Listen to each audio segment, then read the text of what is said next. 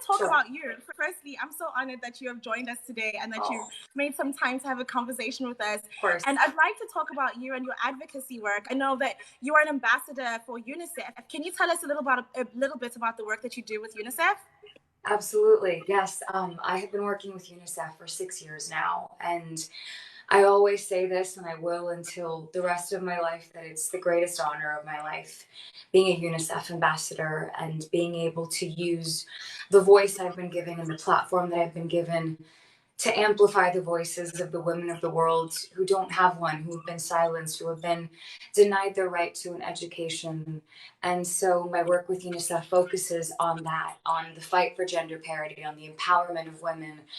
And we've been able to do some really amazing things together. I was just in DC yesterday, where I spoke in front of Congress regarding a bill that is so close to passing, called the Keeping Girls in School Act, to keep our girls in school all around the world. There are millions and millions, over 141 million girls who aren't in school, and that just, it can't happen. So I'm so happy to be able to do whatever I can to fight for them. And I know that Global Citizen has also been focusing a lot on women, which is also incredible.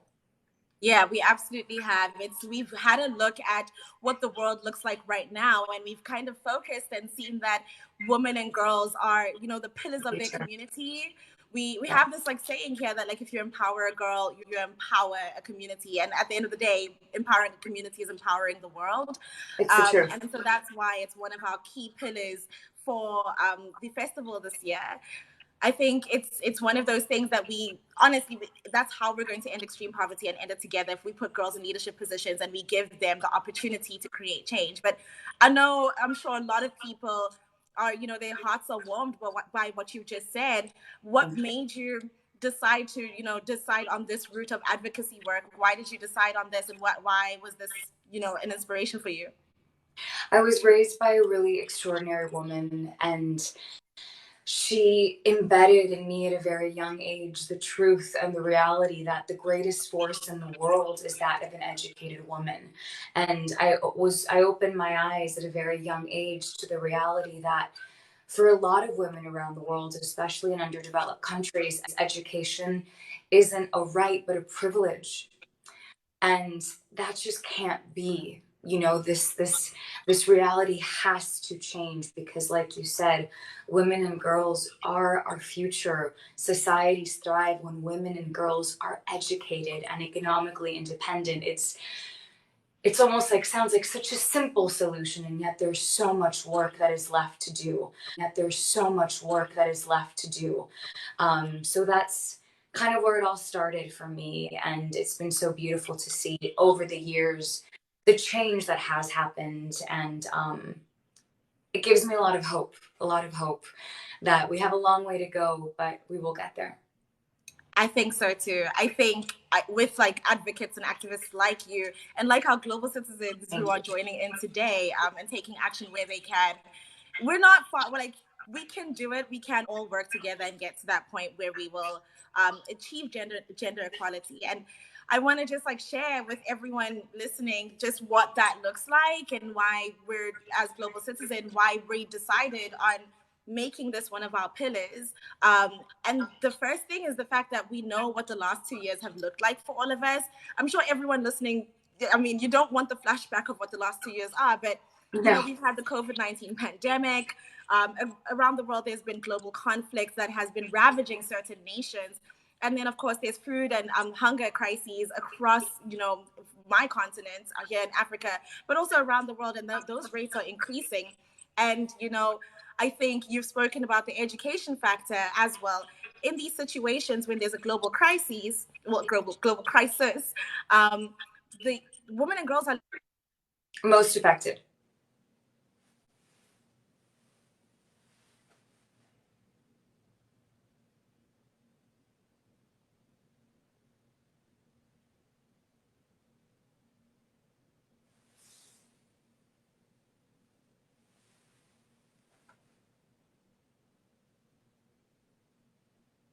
But I think that as you said, if we keep going and keep pushing, we can achieve this together and we can end extreme poverty together. Um, I'm so inspired by your story. Oh, you're so sweet. Thank you. You too. You're incredible. And I think I would love for the people listening to know what it is that they can do and what it is that we will be doing at the festival tomorrow that will help us come one step closer to, achieving gender parity and to fighting for our girls. Yes, of course. So, at the festival, having stated all of those facts and stated those statistics, those numbers, we know that there has to be a major investment into empowering women and girls, and so that's why at the festival we are calling for world leaders to commit $600 million to empowering women and girls around the world. And so that's why we're gathering together. $600 million, it sounds like a lot, but honestly, it's the basis, and we're aiming to get that together. And so global citizens listening in right now, what you can do is go and take action. You can go and download our app and take action with us, and you will be able to, be part of the movement and be part of the call to empower girls right now, not tomorrow, not in 10 years, like right now. Are you a global citizen? Do you have the app and everything? I do now. I mean, I've been a fan of Global Citizen and the work that you guys do for years. So I'm really honored to take the stage tomorrow, and I'm so happy that women has become one of the central pillars of your mission. And I'm so happy to join also so many extraordinary women on stage tomorrow.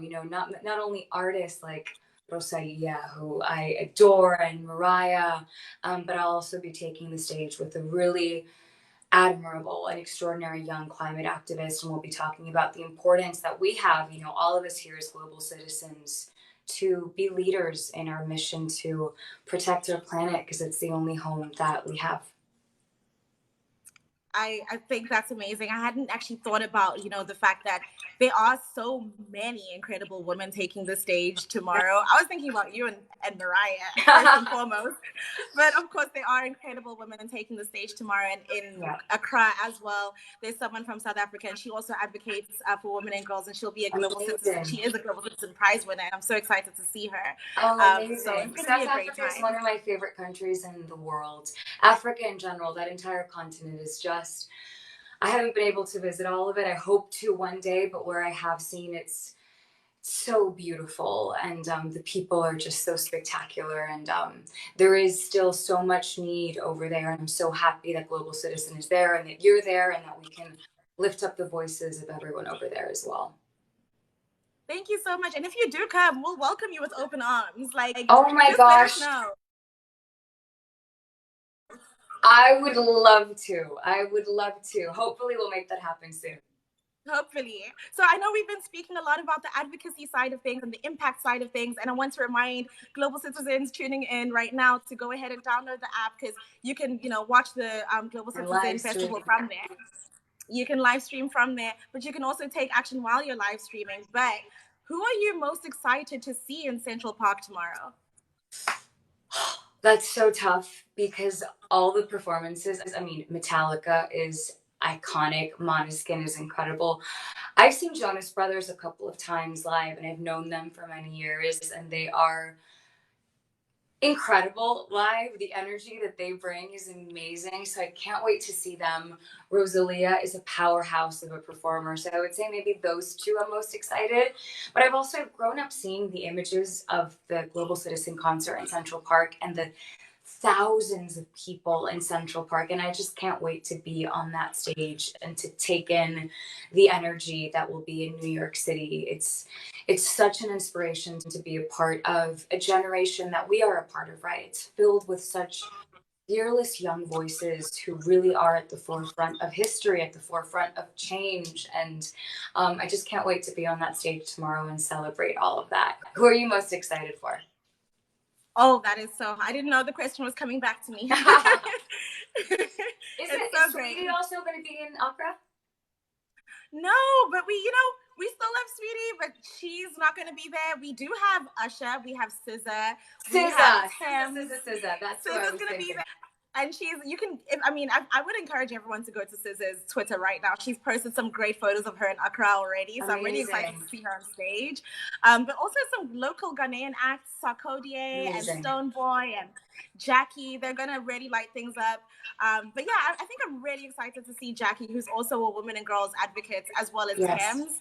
And I'm ready because they've always openly spoken about it. So I'm really excited to see them. And they're such an inspiration for us as young African women taking the global stage and really just doing the most. It's an inspiration, I'm sure, for young Africans, like younger than myself. Yeah, so I'm really, really, really keen. But I think, global citizens, if you haven't already, please go download the app and, make sure that you're following us everywhere. Like, make sure that you do not miss out on a second of what we're going to be up to tomorrow. And you'll be able to see Sofia on stage as well with an inspirational, incredible activist. You don't want to miss it. Sofia, do you want to tell the global citizens anything else? Oh my gosh, what can I say? Just thank you. I mean, there's over 100,000 of you here with us, I think. Or I don't know, I see 100,000 likes, which is incredible. And just thank you for using your voices and for being here and for being leaders. And I can't wait for the change that we're going to make together. And thank you so much. This was so special. So happy to be able to do this with you. Even though we're so far away, we can still kind of be together in this moment and have the best time tomorrow. Thank you so much. You have an incredible time in New York. I'm super jealous, but it's going to be amazing. And I'll be live streaming as well. So I'll catch you a moment because I'll be live streaming on the app. Oh, amazing. So perfect. Sounds good. Thank you. And have a wonderful, wonderful time.